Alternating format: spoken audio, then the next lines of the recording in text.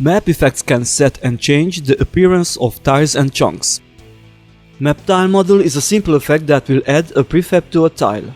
If this effect is not added to a map, the tiles and chunks won't be visible.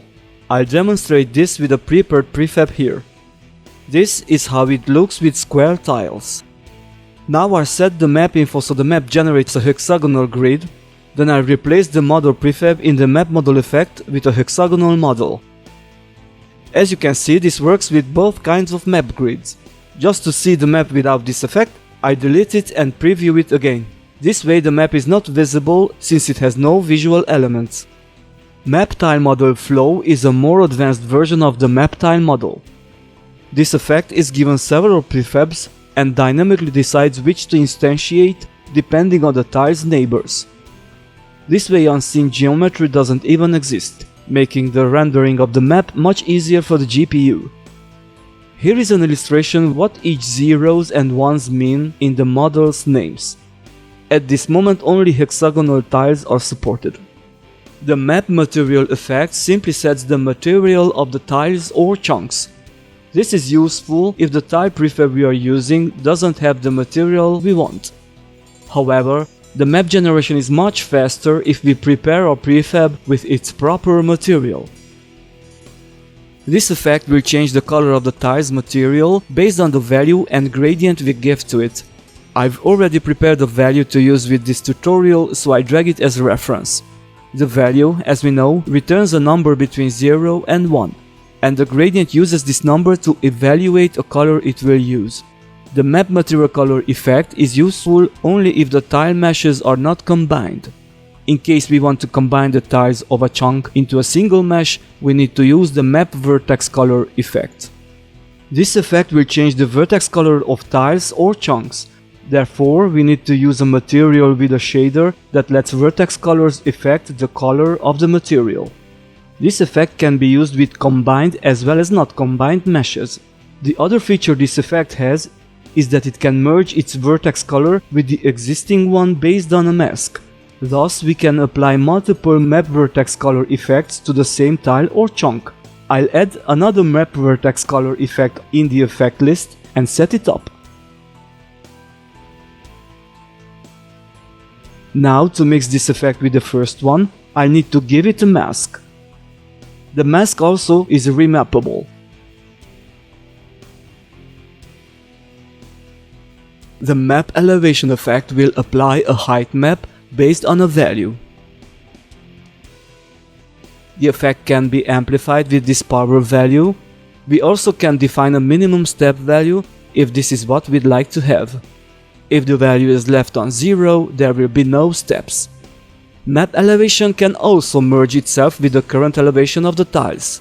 We can do this by adding another map elevation. Check the merge checkbox and select the merging mode.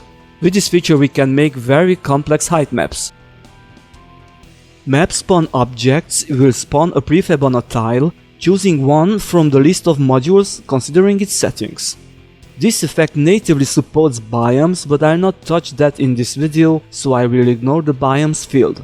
To begin, I need to create a layer and name it, so I can identify this layer easily. For the time being I'll ignore all the settings, I'll explain them a bit later. For first, I'll set up a few spawn modules. This is the list the effect will choose from when spawning. I've already prepared a few trees, so I'll add them all, each with a 100% chance of spawning. But as we can see, this will make them spawn on every tile. So let's fix that first. One option would be to limit the altitude the trees will spawn at by adding the value I've used for the elevation effect.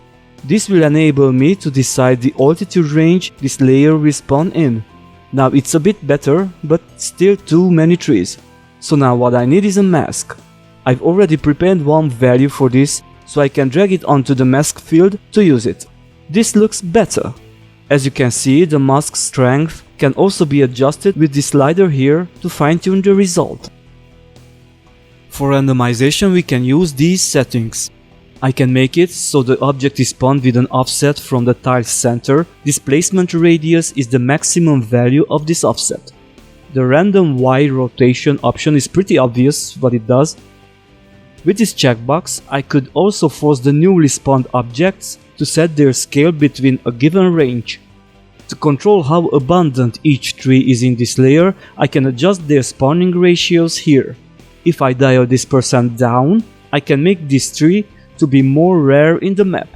I can create as many object spawning layers as I want, but each of them will slow down the map generating process.